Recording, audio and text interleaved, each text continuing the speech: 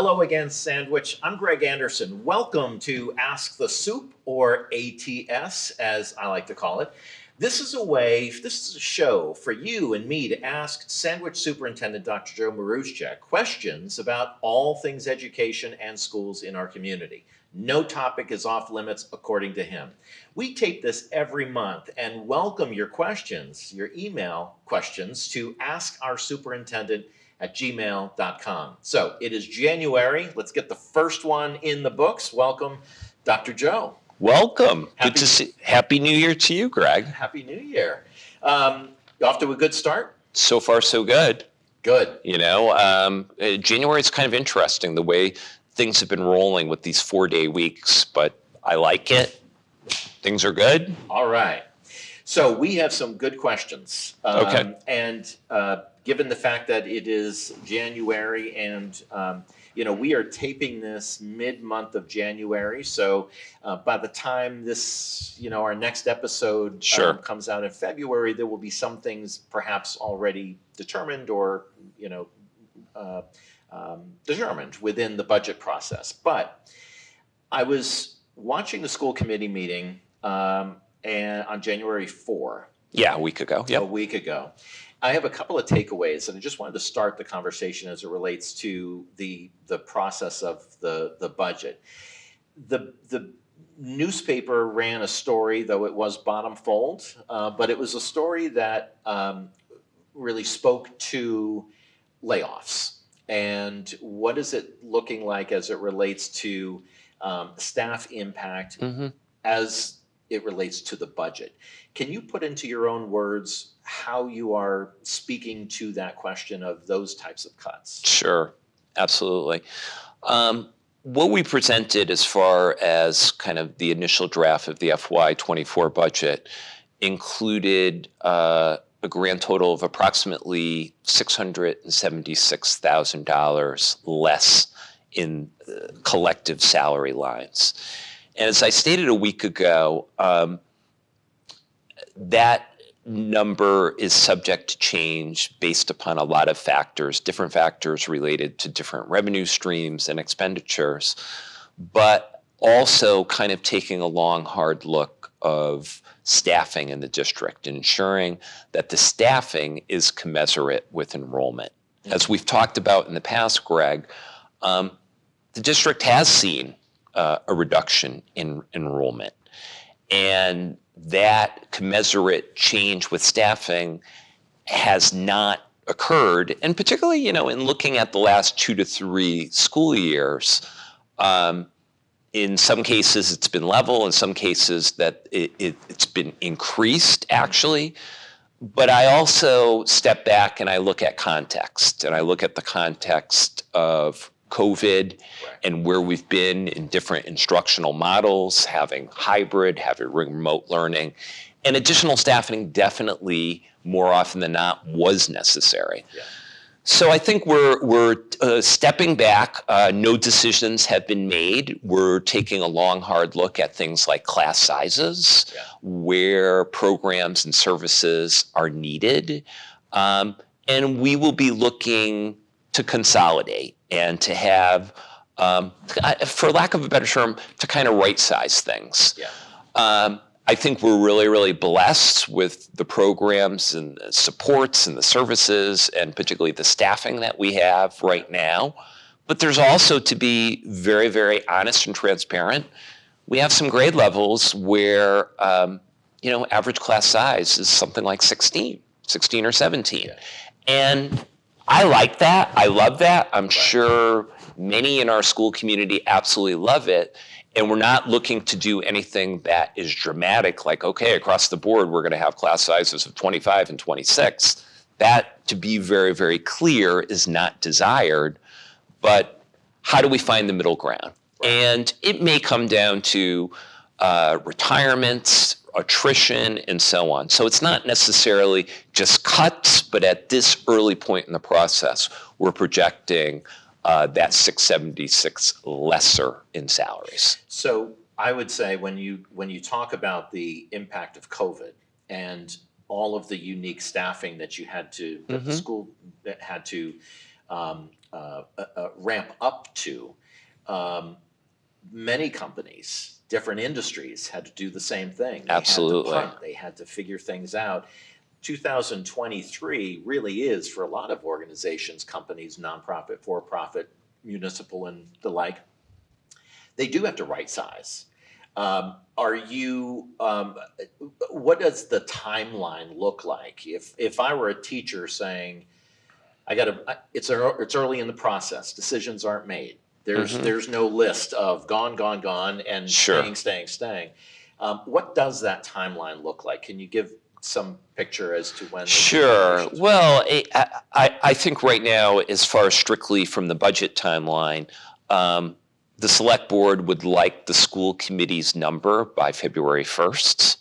And then there will be additional deliberations, I'm sure, at the town level. And then I believe this year in town, our annual town meeting is May the 1st. So it's a little bit of an early timeline. Realize from a contractual perspective and also from a legal perspective, as far as notice of contract, a teacher's individual contract not being extended, we have till June 1st. So I think this will extend out into the winter and the spring in kind of looking at our class sizes, our programs, and our services really with a critical eye. To be fair, we'll be looking to make decisions sooner rather than later and communicate them effectively and what the implications will be. But again, as I share with most people, as is typical, a budget is almost kind of like a 1,000-piece puzzle, where the different pieces are different revenue streams and different expenditures and the variabilities that go with each of them. So right now, at this early stage in the process, you budget conservatively. Specifically, you conservatively underestimate your revenue and you overestimate your expenditures. So we've got a lot of lines, particularly those related to, our two big drivers are special education costs and utilities, where we still have a high degree of uncertainty. Yeah, and you don't know how many teachers are going to retire. Correct. I mean, there are all of these different variables in there. At the start of the January 4th meeting, a school committee meeting, you gave an update to the committee on school safety initiatives. Mm-hmm. The vulnerability assessment, training.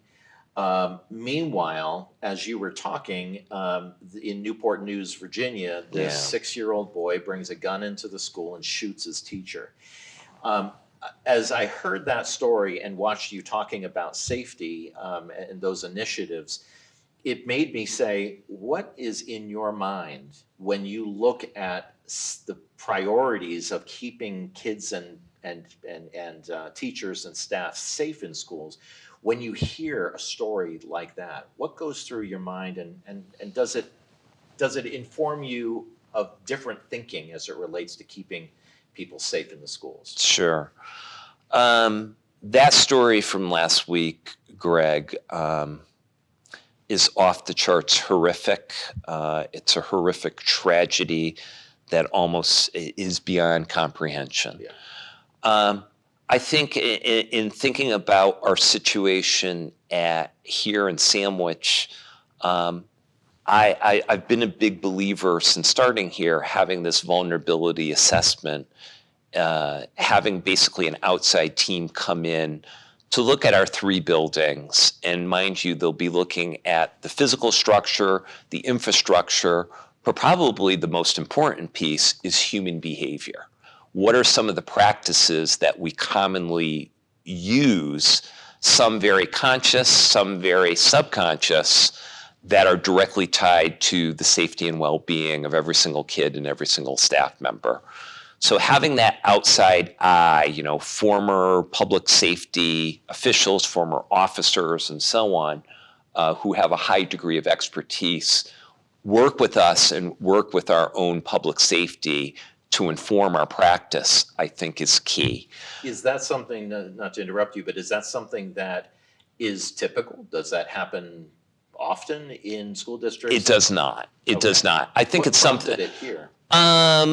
What prompted it here was just speaking to other colleagues that had used their services, and both with my work with our state Superintendents Association, MASS, and then also with our national organization, AASA, seeing various presentations on how impactful that type of informed decision-making could be. Yeah. And then the second piece, some of the immediate feedback in my entry process into this district was work that needed to be done with regard to our own personal training internally within the staff vis-a-vis various safety protocols. And, I know the district did some great work a matter of 5 or 6 years ago with regard to what is known as the ALICE, or sometimes it's known as Run, Hide, Fight protocol for, something like an active shooter or intruder. We need to kind of update our protocols, but I think between COVID and then turnover of staff and so on, you have to keep refreshing it. You got to keep refreshing it. Yeah. But then also the pieces around things like reunification, that, we've got sites like Corpus Christi Church here in town that, God forbid, there was some type of tragedy or even just for some reason, some type of mass evacuation from one of the schools. How do we actually practice that drill and ensure that our staff, our kids, and our families are on the same page and they know what the protocols are? Yeah. So we've got a lot of work to do in really solidifying these protocols, but then more importantly, practicing them. Got it. Okay. Let's go to a couple of questions that came to us by email. This question is from one of our viewers, and thank you so much for sending in your questions. We want more. My question is about the most recent elementary specials schedule at Forestdale and Oak Ridge. Why do we now have the block of days scheduling for specials where they only have a special every few months instead of a day-by-day rotation, particularly for gym class? This viewer goes on to say, most students and parents I know greatly dislike the new schedule that has arisen post-COVID years. Up until a couple of years ago, the children had gym every few days. This obviously is incredibly beneficial, as many studies have shown how important it is, so on and so forth. With the current schedule, it can be many months between gym times. What's your answer to that? Well, I don't know if it's necessarily many months, but I do know you've got a cycle of 6 or 7 different specials. Yes, perhaps in recent years, COVID was an influencer of their scheduling, with the idea of keeping a stable cohort of kids together. I think the kids have the special class for 7 contiguous days, and that's the way it cycles. But I think another factor is looking at the number of specials that we offer kids now. So it's much more comprehensive than just, say, art, music, PE. We're also offering, technology, wellness, and so on. And SEL, or social emotional learning. So I think it's just kind of the number of specials that the kids cycle through, that just for kind of the efficiency of scheduling them and making sure that the kids are getting a solid unit of study from a curriculum standpoint makes a lot more sense. I completely understand and I empathize with the whole notion of how important physical education it is and getting kids outside and moving and so on. But I would also counter that both our Forestdale and Oak Ridge staffs ensure kids are outside, they have recess daily. I think the amount of recess that they have is very generous. So it's kind of like most things in life, it's kind of a balancing act. Okay. Okay. Next question for Dr. Joe. Can a school tell you what to pack your child for lunch? Well, broadly, no. I guess I would need to know a little bit more of the context of that question, but I think that the bigger piece is simply this, that the school, any of our schools, we have no desire to tell any family what they should be doing with their children, particularly with regard to diet. However, in the cases where a student may have some dietary restrictions or allergies or food sensitivities and so on, if something is a threat to that child or to that child's peer and so on, we manage it. But I think in all cases, we work with families and we communicate it through, say, somebody like our school nurse or through our social workers, and we work together as a team. So to have an idea that somehow we're going to dictate or deliver a mandate with regard to something with lunch is just categorically not true. Well, I think that does speak to the health piece, which is you are obligated to monitor, I guess I would say, or maybe report. Maybe is too much of a harsh word, but you have an obligation to the health and well-being of students. Absolutely, and particularly with our younger students, realize the folks that we have that work as lunch monitors, recess monitors at Forestdale and Oak Ridge.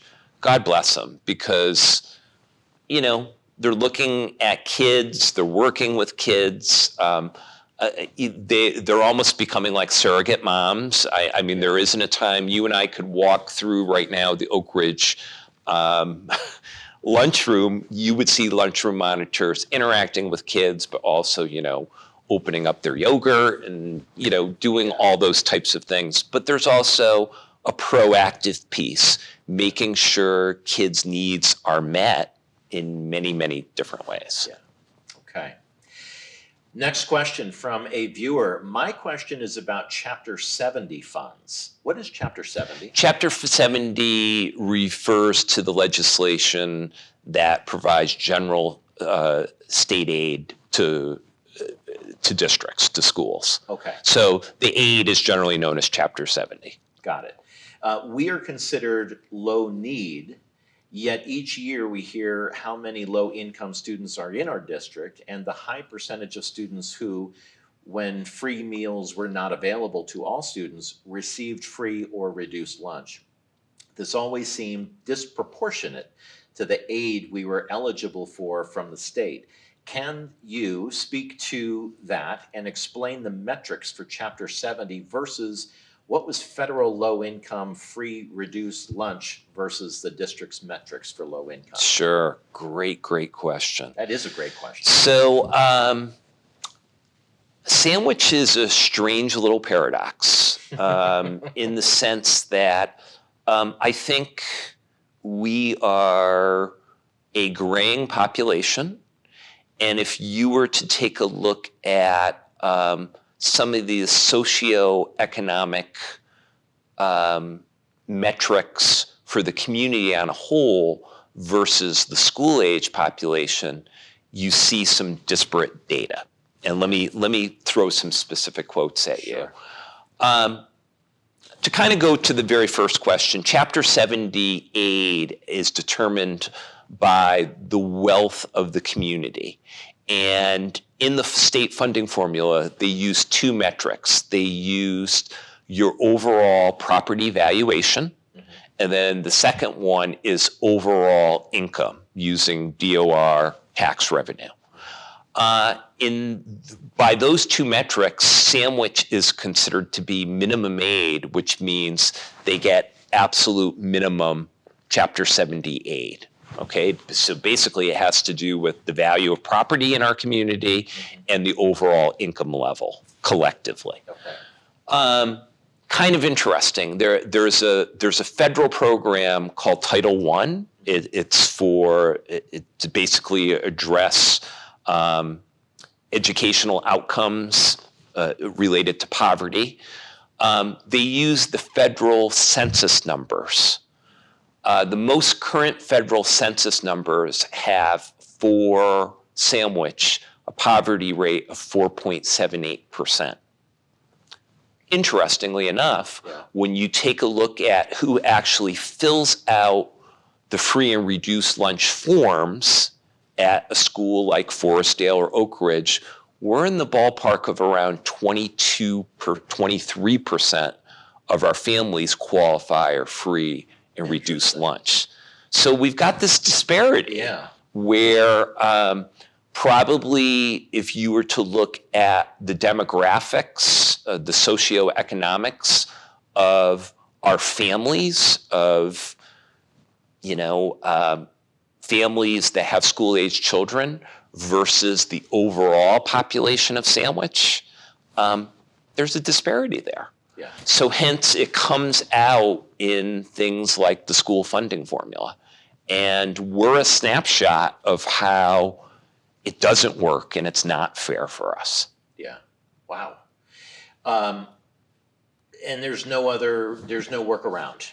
I mean, it's legislation. It is what it is.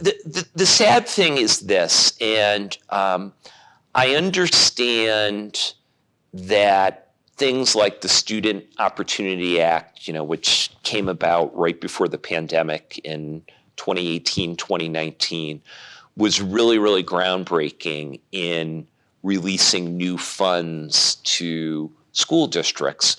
But you got to realize 80% of those funds went to 20% of communities across the Commonwealth, all urban or urban ring communities. Yeah.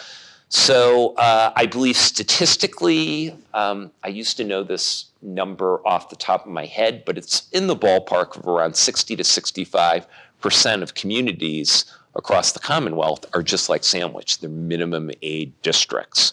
So unfortunately, all of the burden of any type of increase in a school department's budget from fiscal year to fiscal year totally falls on the local municipality. Yeah, got it. Here's another question. Social emotional well-being has been a driver in the school budget since well before COVID. Can the superintendent explain specifically to what has been happening with our children that we have reached this crisis level, and what changes does he feel need to be made moving forward? By the way, great show, she said. All right. Looking forward to more questions and insights, so thank you for that. That's wonderful. Yeah, that is a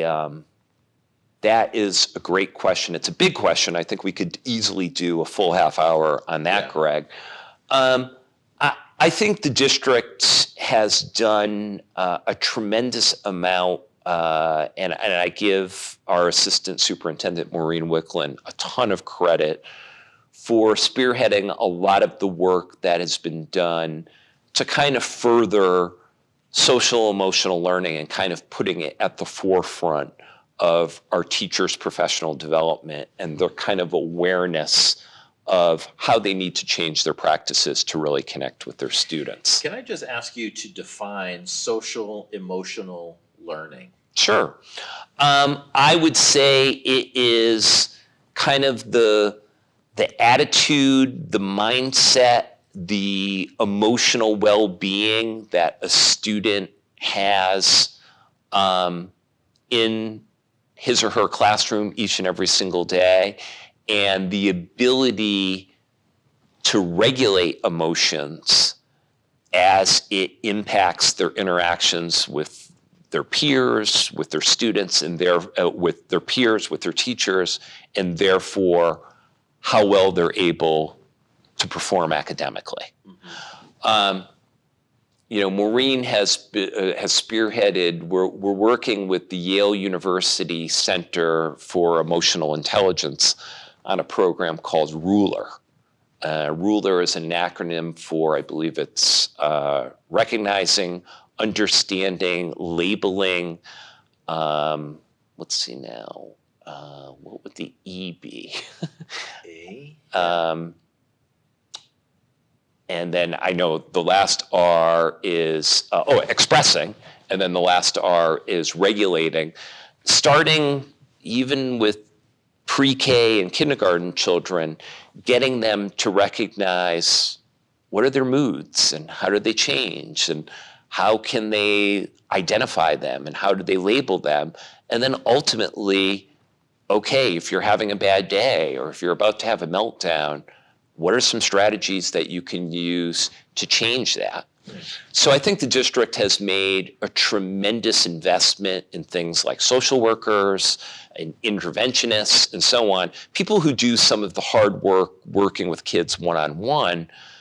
But a lot of this PD has been with, say, second or fifth grade teachers or a high school chemistry teacher or a middle school social studies teacher to have some kind of common sense strategies that speak to the social emotional learning that occurs with their kids in their classroom.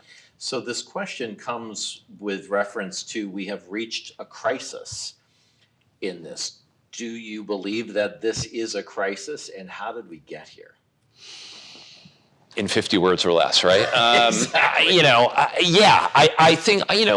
I think a truism that you can always apply to something like this, Greg, is realize schools are a microcosm of society.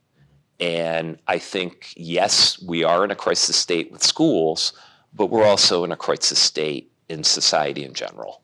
When you look at just empirically at data around the amount of anxiety and depression, what's going on with suicide rates and so on, it's of epic proportions, unfortunately. And I think it's a snapshot of the stressors that we're living under. I think it's a snapshot of economics, of politics, of society, and so on.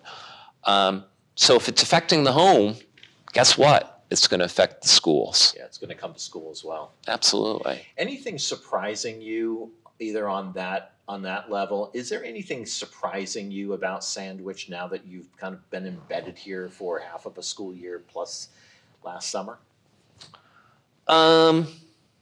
No, I don't think that there's anything in this district that other districts don't combat. I think one of our biggest challenges is for us collectively to have a broader perspective. I share this anecdote with a lot of colleagues and folks internally. But myself and Maureen Wicklund had an opportunity to kind of present the MCAS scores not too long ago. I think it was towards the end of October. And in each of the schools, when we talked about MCAS, but we talked about kind of the larger vision around high expectations for all kids.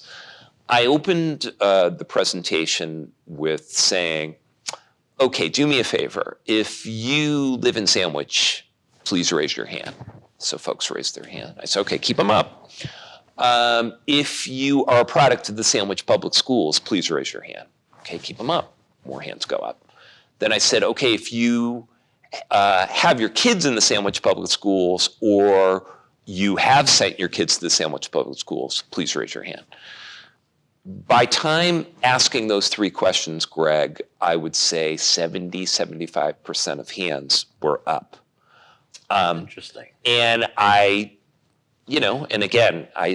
said, hey, look, guys, I say this with peace and love, but you guys are an outlier. Yeah. I've worked in 4 other districts in my career.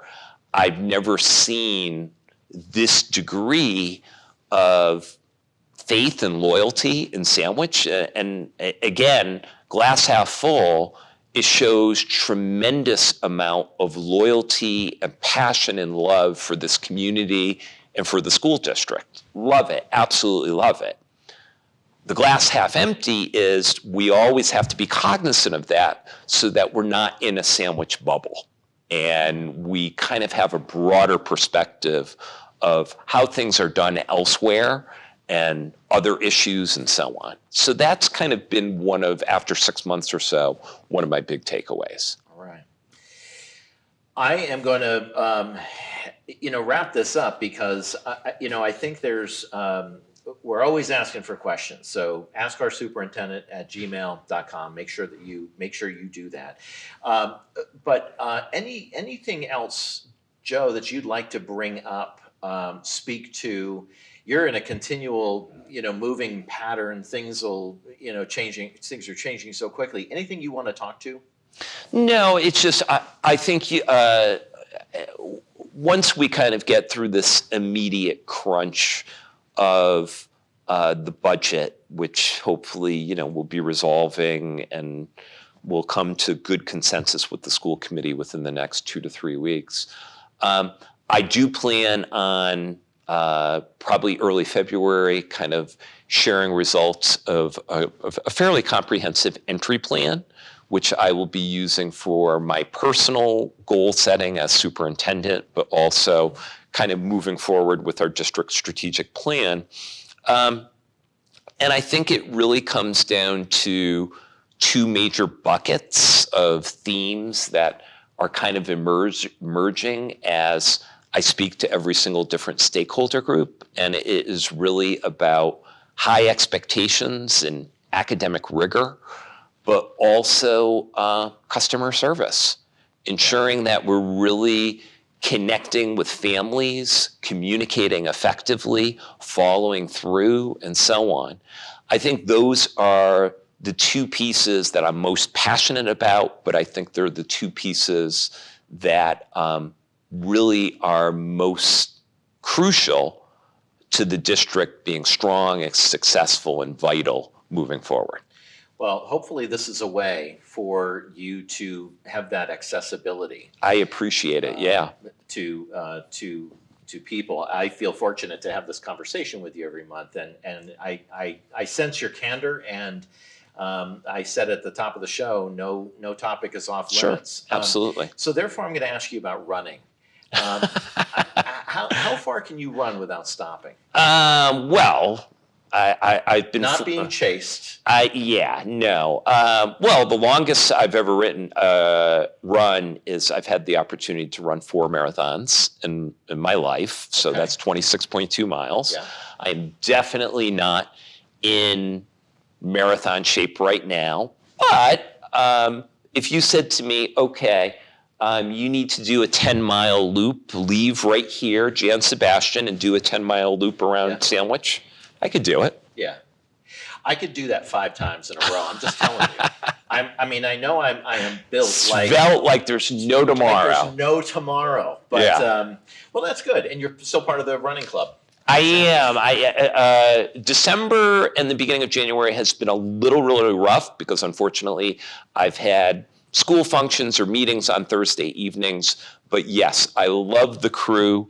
The Sandwich Roadrunners, terrific group of people. And yes, every Thursday night at the Bell at 6 p.m. at the Marina. Beautiful. Excellent. Dr. Joe, thank you so much. Thank you. Great conversation for January. We're going to do this again next month. Again, send in your questions to us. I will bring them to the superintendent. And of course, this is merely one way for Joe to get word out and to communicate some of the things that are happening. He is accessible at school committee meetings and pick up the phone or send an email. So hopefully we're playing our part here at Sandwich Community Television. I'm Greg Anderson, and I'll see you soon.